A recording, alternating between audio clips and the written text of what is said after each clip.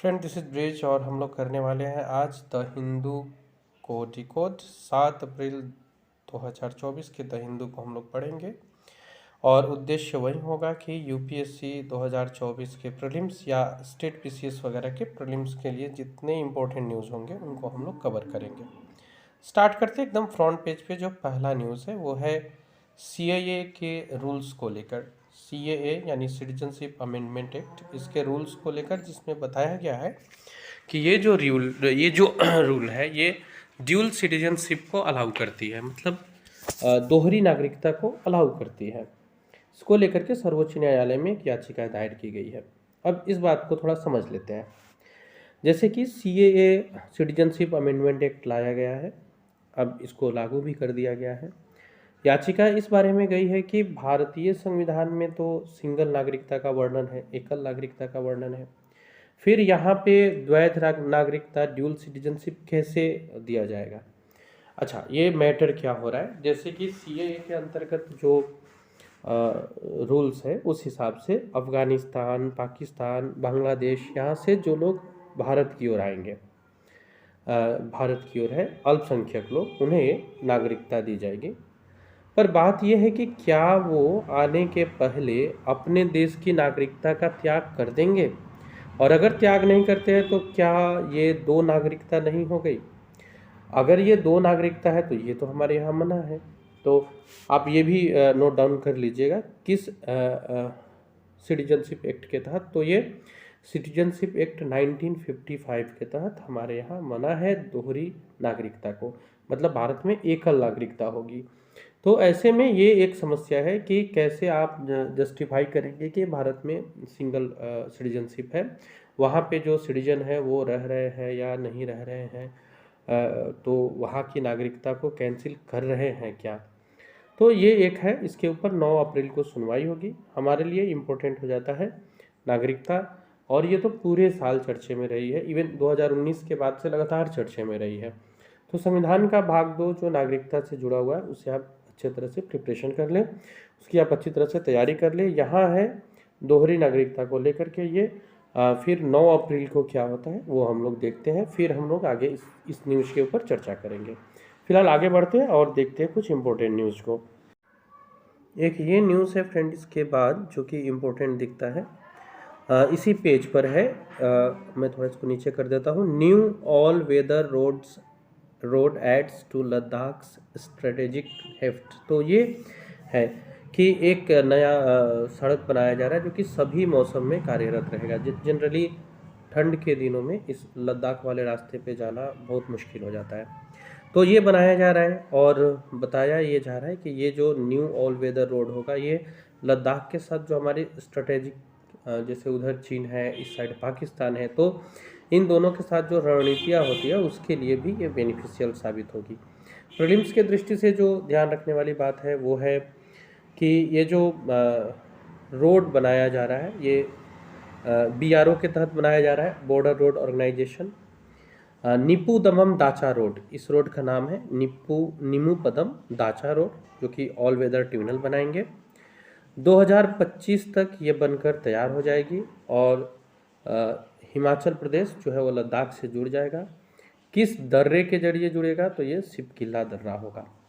तो ये याद रखिएगा, बॉर्डर रोड ऑर्गेनाइजेशन, इसके तहत इसे बनाया जा रहा है लद्दाख में। हिमाचल प्रदेश को कनेक्ट करेगा लद्दाख से। नीमू दम्पा दाचा रोड होगा और ये ऑल वेदर रोड होगा जो कि 2025 तक बन जाएगी। ये जो ट्यूनल है किस दर्रे से होकर जाएगी, तो दर्रा होगा सिपकिल्ला दर्रा। ये इतना याद रखना है हम लोगों को अपने एग्जाम की दृष्टि से। ये बहुत इंपॉर्टेंट फैक्ट्स है, इसे आप नोट डाउन कर सकते हैं, लिख सकते हैं। नीमू पदम दाचा रोड जो कि कनेक्ट करेगी हिमाचल प्रदेश और लद्दाख को। जो दर्रा है वो सिपकिल्ला दर्रा है, और कब तक इसे निर्माण कर लेना है, तो ये 2025 तक बनाना है, ऐसा लक्ष्य है। तो ये इंपॉर्टेंट न्यूज़ है। बढ़ते हम लोग आगे, एक और इम्पोर्टेंट न्यूज़ जो कि इसी पेज पर है, ग्रीन क्रेडिट्स को लेकर, इसे देख लेते हैं। और ये दर्रे से जुड़ा क्वेश्चन तो स्टेट पीसीएस हो या यूपीएससी में हो, दोनों में ही, स्पेशली स्टेट पीसीएस में तो बहुत ज़्यादा पूछे जा रहे हैं, तो ये सिपकिल्ला दर्रा याद रखिएगा।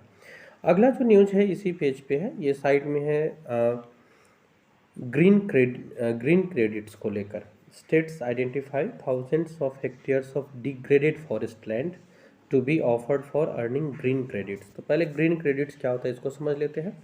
न्यूज़ में ये कहा जा रहा है कि राज्य जो है वो आइडेंटिफाई करेगी उन क्षेत्र को, आइडेंटिफाई की है उन क्षेत्र को जो डिग्रेडेड फॉरेस्ट लैंड है, और वहाँ पे ग्रीन क्रेडिट वहाँ से आप अर्न कर सकते हैं।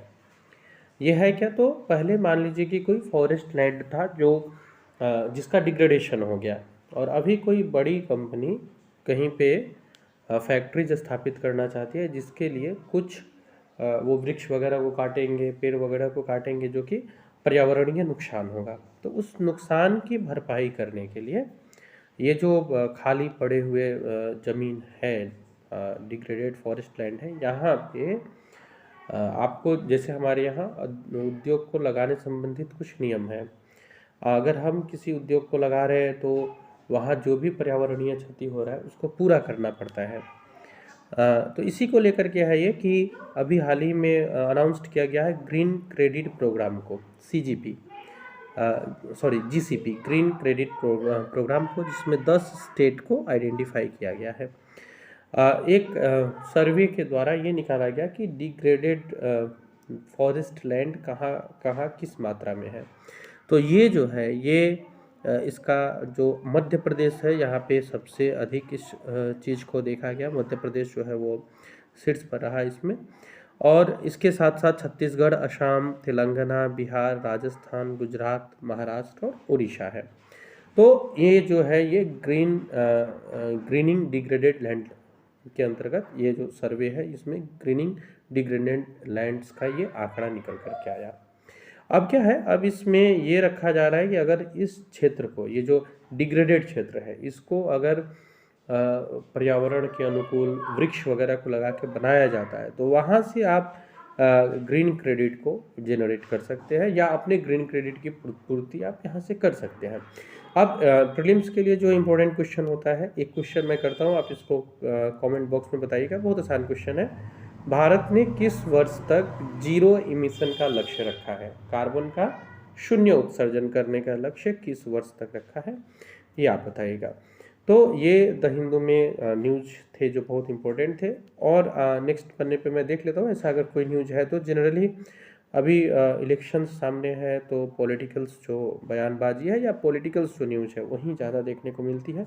फिर भी हम लोग एक बार क्विकली देख लेते हैं, और कुछ अगर न्यूज़ है हम लोग के लिए तो कम बेश वही न्यूज़ देखने को मिल रहा है, पॉलिटिकल है। ये एक न्यूज़ है, इन्फ्लुएंजा AH5N1 डिटेक्ट हुआ है 6 स्टेट में, यूएस के, जो डेयरी काउज में पाए गए हैं। तो ये एक न्यूज़ आप समझ सकते हैं, इसको आप पढ़ सकते हैं।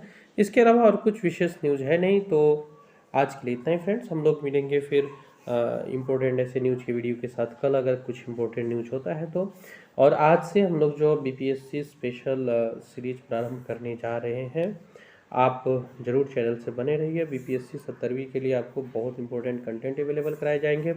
अन्य लोगों को भी चैनल शेयर कीजिए, सब्सक्राइब कीजिए। आज के लिए इतना ही, मिलते हैं फिर हम लोग अगले वीडियो में।